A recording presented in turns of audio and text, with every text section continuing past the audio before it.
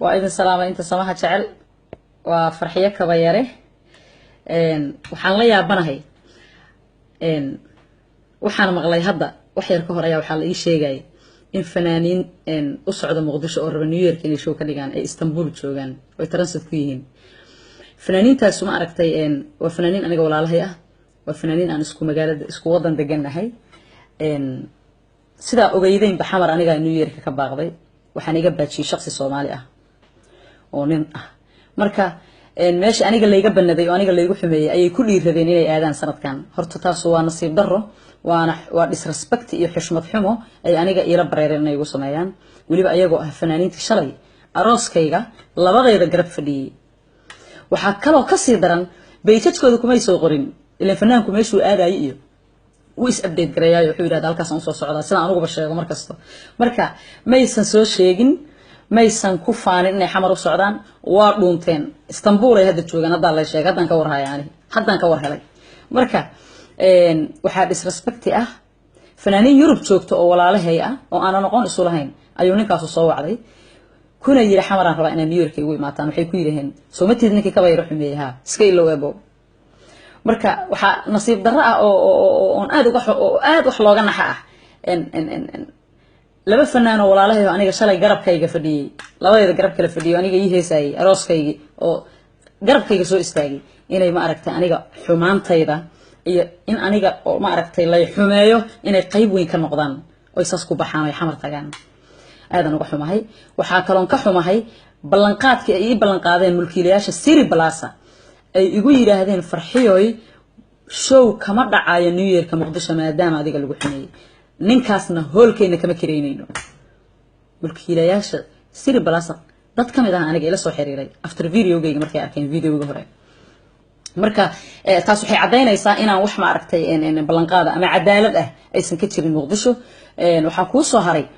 waxaan rabaa inaan u baaqo dadka Soomaaliyeed ee lacagta haysta ee mulkiilayaasha Ilaahay xoolaha siiyay walaalayaal wadanka ceeb waay naftirkeena ceeb ay nagu tahay in Muqdisho dhan Siri Plaza oo kaliya inuu ka shaqeeyo Siri Plaza oo wuxuu raba sameeynaya hadii fanaan la xumeeyay aan kala jeclayn hadii qof kale la disrespect gareeyay aan kala jeclayn ayagu uun meeshooda kireysanaya inay ma aragtay taas ay caqabad ku noqoto fanaan kasta fanaaniinta inay waxay rabaan sameystaan because Siri Plaza kaliya laga heesaa ogtiin Muqdisho marka waxaan ku guubaabin lahaa in businessku hore u maro oo million hotel oo Siri Plaza ka fiican xamar laga helo ayaan jeclaan lahaa waxaan kale oo aan la hadlayaa xamar waxaan rabaa inaan ka hadlo anigu waxaan ahay maanta qof wixii ay dareento ama ay qabto ama uurkeeda ku jirto afkeeda ka sheegayso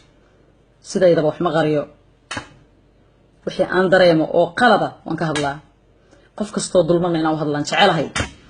saan anigu isugu hadlaayo marka imisa qof oo Soomaali ah ayaa ku dhibana u maleynaysin xamar oo lacag loo adeegsadaa ya ma qad u maleynaysin ilaan anigu Ilaahay baa wuxuu siyaafkayga aan ku hadlo mot hadda xataa ay xumaysan aniga qof dibadda joogtaanahay hadda Australia aan joogaa programyo ku leeyahay Europe aan soo maray waa arkaysan programyadayda marka imisa qof oo aan fanaaniin ba ahayn oo awood iyo lacag loo sheeganayo ayaa Muqdisho dhexdeeda ku nool umaleynaysin Ilaahay noo barya inuu cadaalad ma aragtay Ilaahay nagu simo in Ilaahay wadankeena noo hagaajiyo in inta xunna Ilaahay naga qabto wax kale oo aan dhaho ma aqaano laakiin waxaan idin sheegayaa message-kaas aan idin soo gudbinayo oo ma aragtay ka yahay ii sheeg marxaati inaan ay disrespect tahay ay ceeb tahay ay khalad tahay xamar aniga waa ku dhashay intaan ku soo la ekaaday style brand aan ku dhashay hodan oo ku qoray xamarna ayadoo saan ka xun ayaan tagay saan ayadoo ka daran ayaan tagay oo amnigu saan ahayn ayaan tagay waa ogeydin taariikhdeedana YouTube ku jirtaa ya aan ciidanka qaranka Soomaaliya inta dhex istaagay AK47 qaatan soo heesay marka in aan anigu xusmad xamar ka heli waayo ya oo fanaaniin aniga waliba aan isnaqaanana laygu disrespect gareeyo laygu bahdilo heerkaas ninka gaari xamar uu ku nool yahay kale duud waayelo ku dangiiga anna xamar waxaan ka ahay ku darsada idinku waa sida ay noqon karto loo dhigayno ma fahamteen marka aad salaamaya inta samaha jecel xaalku halkaas oo marowaya marka waxaan leeyahay fanaanimana iyo fanaan isxusmeeyana hadda waa u jeedinay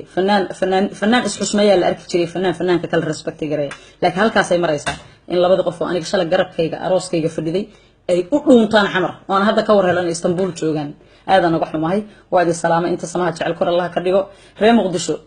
waa idin salaamaya in badan insha Allah waa idin imaanaya waqtiguna saama si ahaan doono love you guys khayran idin rajaya shanana